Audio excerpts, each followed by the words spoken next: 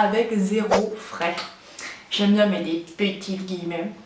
Donc comment en gros vous faire connaître avec 0 frais entre guillemets. Il y a toujours un investissement déjà du moins en matière de temps.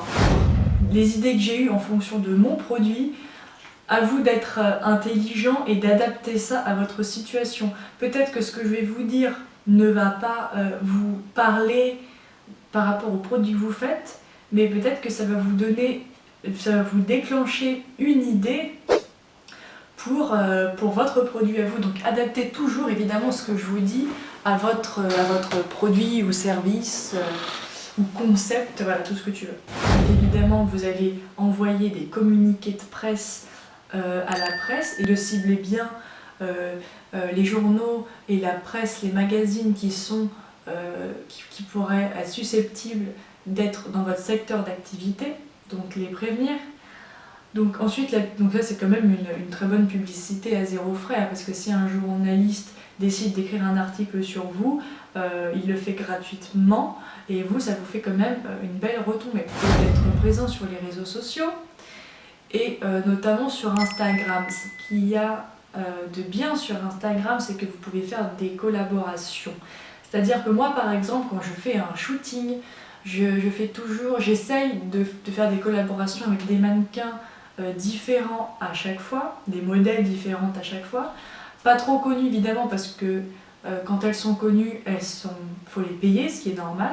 Donc essayez de trouver des personnes qui seraient susceptibles de faire des collaborations qui ont peut-être entre 1000 et 5000 abonnés, qui ont du coup un public, qui ont une communauté qui est présente mais qui n'est pas encore assez connue pour vous demander des sommes importantes.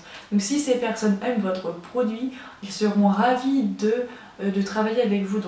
Donc pour des shootings, je vous invite à faire des collaborations avec des personnes connues, des photographes, et d'identifier ces personnes dans les posts que vous allez mettre.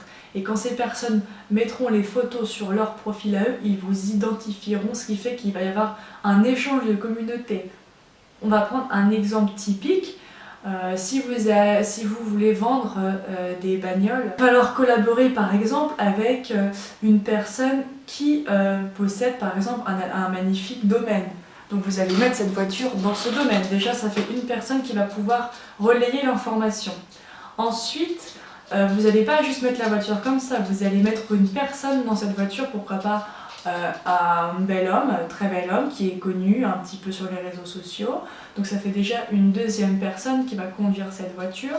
Pourquoi pas vous associer avec une marque de gants, je sais pas, de gants un peu prestigieux, de gants de luxe de conduite, voilà. Donc ça fait déjà une troisième marque que vous pouvez identifier et avec qui vous pouvez collaborer pour ce shooting. Le photographe évidemment qui va parler de vous. Donc voilà, donc ça fait 1, 2, 3, 4. Là je dis ça à la volée, ça fait déjà 4 personnes qui seraient potentiellement intéressées pour faire cet échange comme ça de communauté.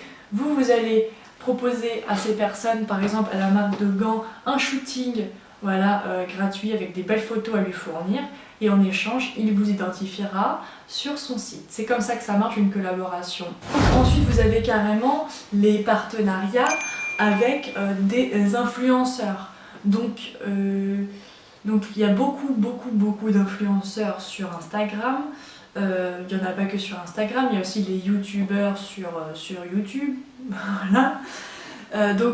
Qui sont aussi des influenceurs.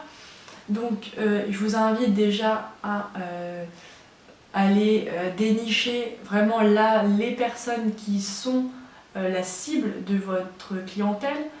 Pour l'avoir fait déjà moi des partenariats avec des influenceurs qui ont des filles qui ont une audience entre 16 et 20 ans, voilà, donc là on va dire l'étudiante qui n'a pas forcément un pouvoir d'achat. Si vous avez un produit qui coûte une certaine somme, ne vous redirigez pas vers ce genre d'influenceur. Essayez vraiment de cibler l'influenceur qui a déjà une communauté fédérée qui est en fait dans votre clientèle type. J'ai mon chat qui veut venir. Sauf que si je le mets comme ça, vous n'allez pas l'écouter.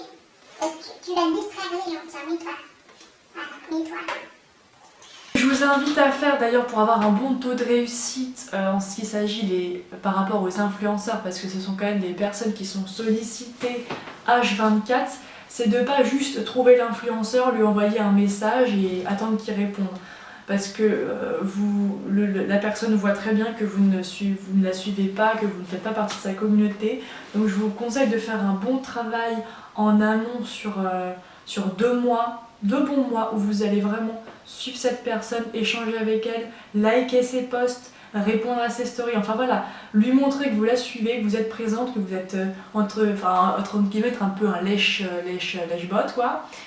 Voilà, dit comme ça, mais en même temps c'est important parce que la personne reçoit une vingtaine de sollicitations, et encore peut-être je suis gentille, par jour. Donc c'est très important de vous démarquer en lui montrant que vous n'êtes pas juste une personne parmi tant d'autres qui veut profiter de sa notoriété. C'est-à-dire que si vous allez vouloir travailler avec un influenceur qui a 100 000 abonnés sur Instagram mais qu'il a que 1000 likes par photo, c'est pas normal. Donc vraiment faites bien attention à ça. Et ensuite, ce que je vous propose tout simplement, c'est en échange de leur proposer tout simplement gratuitement l'un de vos produits en échange de leur visibilité. Donc soit vous leur proposez le produit, ou alors vous pouvez leur proposer en plus une commission sur les ventes. Donc ce qui fait qu'en fait vous n'avez pas à débourser de l'argent tout de suite, vous payez seulement, vous leur reversez seulement une commission si eux vous font faire des ventes avec un système de code promo, comme vous devez déjà connaître ce système. Ensuite, par exemple, pour les personnes qui ont une chaîne YouTube et qui veulent se faire connaître via YouTube, moi ce qui se fait pas mal et ce que je vous conseille, c'est de faire les systèmes d'interview. Donc si vous arrivez à trouver une personne dans votre secteur qui a une petite notoriété, et si vous arrivez à le convaincre de faire une interview, c'est vraiment comme ça que ça marche, et c'est génial parce que du coup la personne va parler de vous, va mettre l'interview sur sa chaîne à elle, et c'est comme ça que vraiment vous allez pouvoir bénéficier de sa notoriété. Ensuite vous avez évidemment ce qu'on appelle, et ce qui existe depuis toujours, le système d'égérie. Donc si vous avez, ou d'ambassadeur, en fait l'ambassadeur c'est, si tu veux, avant Marie-Antoinette c'était la première ambassadrice, tu vois, c'était elle qui faisait la mode. Et il suffisait qu'elle portait une toilette et toutes les femmes de la cour voulaient cette toilette. Il faut que vous trouviez votre Marie-Antoinette à vous. Donc si jamais vous arrivez à trouver la personne qui vraiment a une notoriété dans un domaine, je ne sais pas, vous vendez un accessoire pour l'équitation et vous arrivez à convaincre Pénélope Le Prévost de choisir votre marque, ce qu'on pourrait appeler un peu un système de sponsoring, vous allez lui offrir gratuitement ce produit. En échange, elle va le mettre elle va utiliser cet accessoire, peu importe ce que ça peut être, pour tous ses concours, et à chaque fois qu'elle va gagner les concours, elle va dire je sais pas moi, c'est grâce à ce produit, il m'a apporté un confort optimal, tu vois.